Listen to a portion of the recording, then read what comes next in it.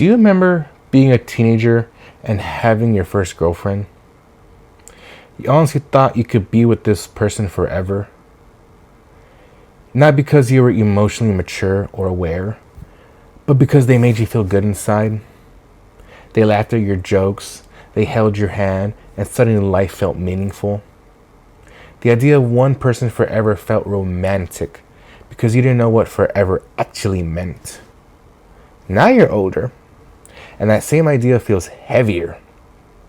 You hear one person forever and think, that's a lot to put on one person, on one human being. And maybe more honestly, that's a lot to put on me. Commitment stops sounding poetic and starts sounding contractual as you get older. Here's where things get uncomfortable. Humans were not designed for romantic monogamy in the way we sell it today. Evolution didn't optimize us for happiness or fulfillment. It optimized us for survival. The goal was to reproduce, protect offspring, and pass on genes. That's it. No part of that code says, find your soulmate and talk about your feelings. So let me ask you this. If monogamy wasn't evolutionary, then why did it become the standard? The answer isn't romance, it's stability. Marriage existed long before love entered the picture. For most of history, marriage was a legal and economic arrangement. It was about land, labor, lineage, and inheritance. Love was optional, sometimes inconvenient, sometimes irrelevant in those days. When civilization started scaling, you couldn't have people just pairing off randomly, producing children and disappearing. You needed structure, you needed families, and you needed responsibility. That's where institutions stepped in. And eventually the church sanctified marriage, not because it was romantic, but because it was useful. Legitimate children, clear inheritance, and social order. Civilization required people to control their instincts. And this is where Uncle Freud comes in.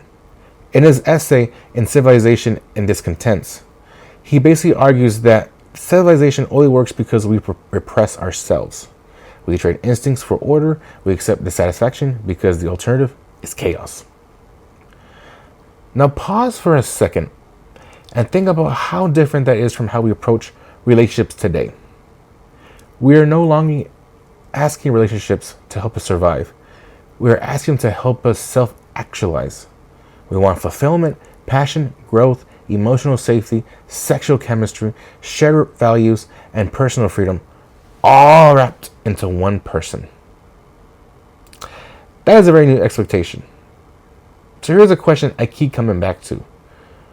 Are we scared of commitment because we're immature? Or are we scared because we're asking relationships to do something they were never designed to do? Because when you're worked on yourself, when you learn to be alone, and when you've built a life you don't hate, a relationship is no longer a rescue. It becomes a trade.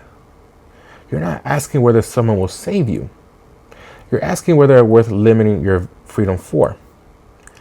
And that's where things get tricky. Another question worth asking is this. Are you trying to solve loneliness, or are you trying to build something fulfilling? Because those are not the same problem. But we treat them like they are. People used to get married because they needed help on the farm, because the lineage mattered, because being alone was dangerous. Now people want a soulmate.